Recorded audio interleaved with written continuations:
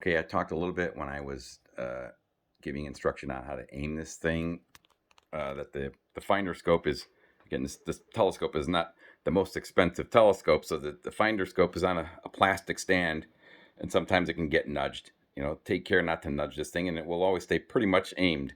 But in some cases, you might have to recalibrate it a little bit. And what I do when I'm using the telescope is, in most cases, when you aim it, the object you're aiming it at, once you set it up with the finder scope, you can see in the eyepiece. You might have to adjust the telescope a little bit so that it's directly in the center of your field of view, because that's the best spot to observe.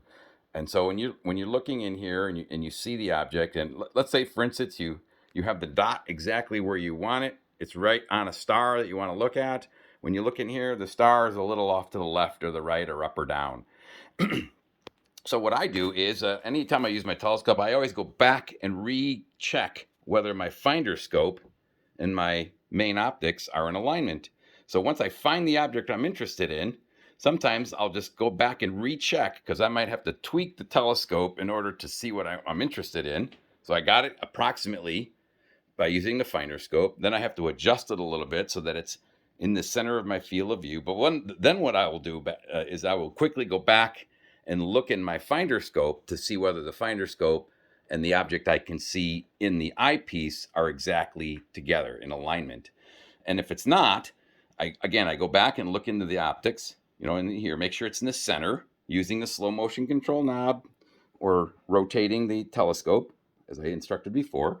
And then if the object is in the center of the field of view here in your optics, then I'll go and I'll adjust this so that it maybe I might have to adjust this left or right or up or down so that the red dot is exactly on the object that I can see exactly in the optics. So sometimes it takes a little bit of a tweak. So if you have to adjust your finder scope, there are adjustment knobs.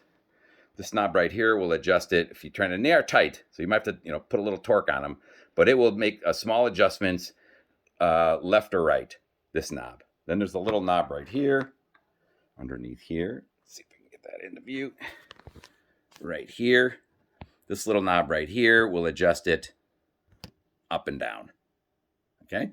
So again, that's just kind of like a cross check I do when I'm already using the telescope. I can see something in the telescope and I want to go back and look in the finder scope to make sure that it is in perfect alignment, so that the next time I use it, the finder scope is going to be exactly aligned. And then, again, it shouldn't go out of alignment. And if you accidentally knock it, or you just notice, maybe it got knocked, you don't know.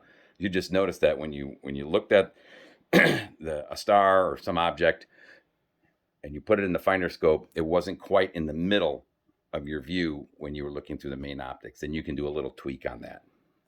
All right, that's a note about the aligning the finder scope.